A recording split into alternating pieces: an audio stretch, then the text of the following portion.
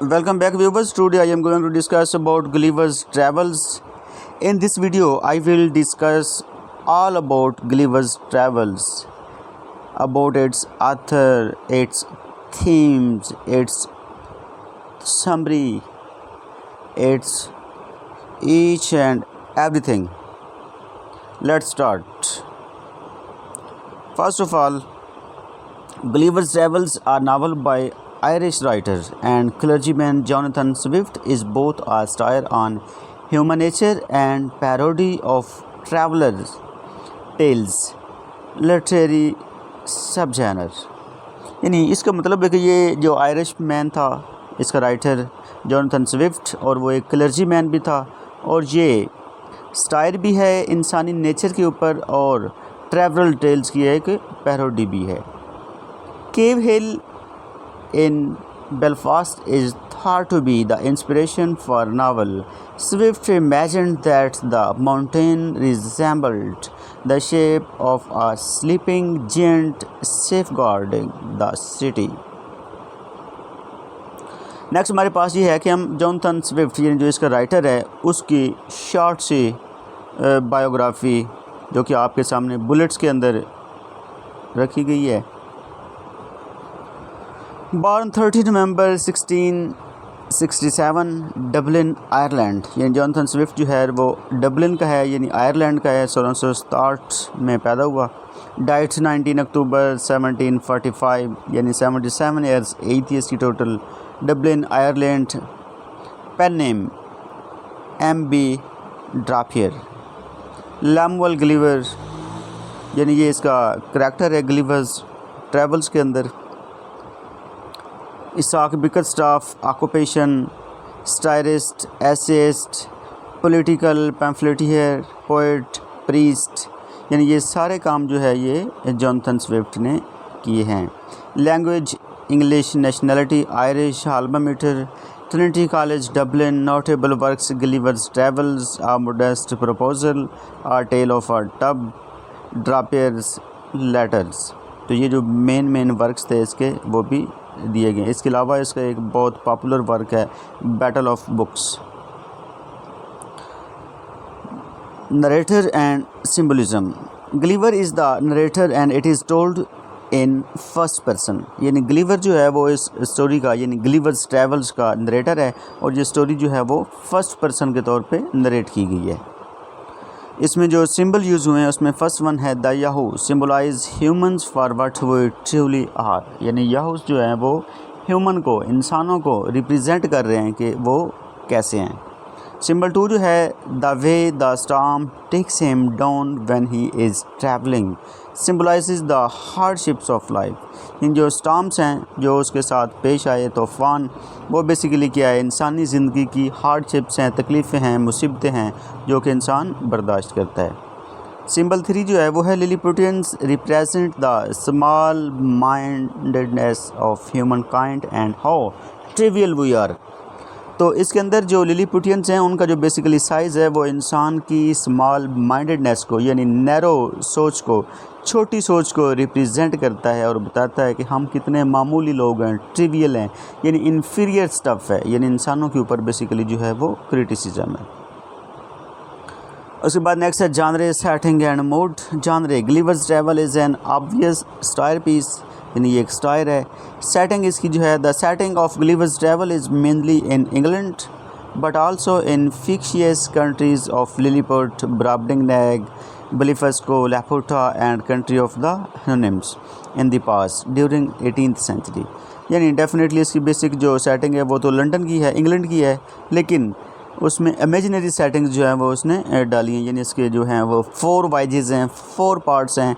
ये जो वर्क है वो 4 पार्ट्स के ऊपर मुश्तमिल है. फर्स्ट वन जो है वाइज टू लिलीपुट है, सेकंड जो है वो वाइज टू ब्राबडिंगनैग है, थर्ड वन बलिफस्को है, लापुटा है, और जो लास्ट वन है वो हेनोनिम्स है.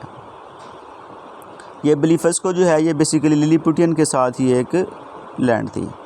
उसके बाद मूड की अगर हम बात करें, the mood is adventurous, emotionally affecting and also I think ignorant at the same time. यानी इसका जो मूड है वो एडवेंचरस है और इमोशनली इफेक्टिंग है, यानी इमोशंस जो हैं वो इसमें डेफिनेटली इंक्लूड हैं। थीम्स की अगर हम बात करें इसके अंदर, the limits of human knowledge, यानी थीम इसमें के ह्यूमन नॉलेज जो है उसकी एक लिमिट की बात की गई है।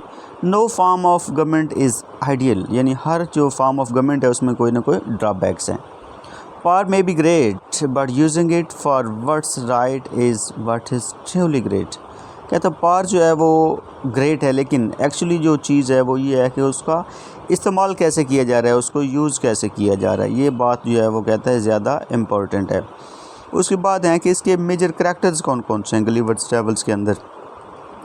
फर्स्ट वन इसका जो करैक्टर है वो है Gulliver, the narrator and protagonist of the story. ये नरेटर भी है और प्रोटैगनिस्ट भी है। He is intelligent and well educated, his perceptions are naive and gullible.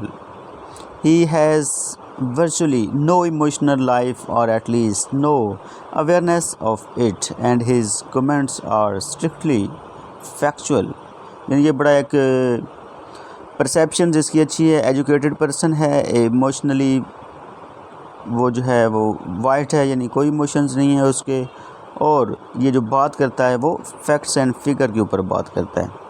उसके बाद नेक्स्ट करैक्टर है मैरी बर्टन, गलीवर्स वाइफ है ये, whose perfunctory mention in the first paragraphs of Gulliver's Travels demonstrates how unsentimental and unemotional Gulliver is। उसकी wife basically ये depict करती है कि जो गलीवर्स है वो कैसा अनसेंटिमेंटल है और अनइमोशनल है। उसके बाद जो माइनर करैक्टर्स हैं उनमें अगर हम बात करें तो एम्परर है, लिलीपुटियन के अंदर था। The ruler of Lilliput, like all Lilliputians, his power and majesty impress Gulliver deeply, but to us he appears both laughable and sinister। Next हमारे पास जो करैक्टर है वो है farmer, Gulliver's first master in Brobdingnag, यानी ब्राबडिंग nag में जब गलीवर्स पहुंचा था तो सबसे पहले जो फार्मर है वो उसको घर लेकर गया था। उसके बाद नेक्स्ट हमारे पास जो करैक्टर है वो है Glumdalclitch, farmer's 9-year-old daughter who is 40 feet tall। तो ये बेसिकली जो फार्मर की छोटी सी बेटी थी, डाटर थी इसकी, ये इसके साथ गलीवर्स के साथ जब उसको घर लेकर गए थे तो ये इसके साथ खेलती रहती थी, क्योंकि यहाँ पे जो गलीवर्स की जो हाइट थी वो बिल्कुल कम थी और ये जो ब्राबडिंग नेक वाले लोग थे ये बहुत लंबे थे। जैसे कि आप लड़की की हाइट का अंदाज़ा करें तो 40 फीट थी। उसके बाद queen, the queen of Brobdingnag, who is so delighted by Gulliver's beauty and charms that she agrees to buy him from the farmer for 1000 pieces of gold. तो वो जो क्वीन थी वो बहुत ज़्यादा डिलाइटेड थी, वो बहुत ज़्यादा इससे इम्प्रेस थी गलीवर से, दैट्स वाई उसने इसको ख़रीद लिया 1000 पीसेस ऑफ गोल्ड देकर। नेक्स्ट हमारे पास है the king of Brobdingnag, who in contrast of the emperor of Lilliput, यानी वो उससे डेफिनेटली कंट्रास्ट में था, वो छोटा सा था लिलीपुट वाला, ये बहुत बड़े थे। Lord Munodi, Lord of Lagado, capital of underdeveloped land beneath Laputa, who hosts Gulliver and gives him a tour of country on Gulliver's third voyage. Next, Yahoo's unkempt human-like beasts who live in servitude to Houyhnhnms। उसके बाद अगर अब Houyhnhnms की बात करें तो ये एक rational horses who maintain a simple। Gulliver's इन्होंने master who first discovers Gulliver and takes him into his own home। Don Pedro de Mendes, the Portuguese captain who takes Gulliver back to Europe after he is forced to leave the land of the Houyhnhnms। ब्राबडिंग नैगियन, यानी ज़ाहिर बात है जो ब्राबडिंग nag में रहते थे वो हैं giants whom Gulliver meets on his second voyage. Lilliputians, Blefuscudians, यानी वो वहाँ पे जो लोग इन इलाकों में रहते थे वो वाले। Two races of miniature people whom Gulliver meets on his first voyage. Blefuscu और लिलीपुटियन जो थे ये साथ साथ रहते थे और इनकी आपस में क्लैश चलता था, जंग चलती थी, और इसमें इसने जो गलीवर्स था इसने भी उनकी सपोर्ट किया था, मदद की थी लिलीपुट की। लैपुटन्स, absent-minded intellectuals who live on the floating island of Laputa. Richard Simpson, Gulliver's cousin, self-proclaimed intimate friend. James Bates, an eminent London surgeon under whom Gulliver serves as an apprentice after graduating from Cambridge. तो ये इसके जो हैं वो सारे characters हैं। आगे ये जो छोटे हैं ये आगे इसके माइनर करैक्टर्स हैं। अगर आपने इसको डिटेल के साथ पढ़ना है तो आप इसको अंडरस्टैंड कर सकते हैं, पढ़ सकते हैं। ये सारे जो हैं ये स्मॉल करैक्टर्स हैं। नेक्स्ट अगर हम इसके प्लॉट की बात करते हैं, expository. Gulliver becomes a surgeon on a ship called Swallow. His business begins to fail. Rising action. Gulliver begins to encounter different places. Climax. Gulliver really starts to reject human society because of all of his travels. He calls the Brobdingnagian king ignorant because he refuses Gulliver's offer to teach him how to make gunpowder. उसके बाद अगर हम falling action की बात करें तो वो है After Gulliver encounters the horses during his voyage to Hinonims, he returns to England with a less than excited attitude and buys horses of his own that remind him of Hinonims. Resolution. Gulliver's epiphany is that human society is all grass. He becomes a hermit and tries to find his own secluded land when the Hinonims reject his return. When he gets home to England, Gulliver cannot even stand to be in the same room as his wife and children.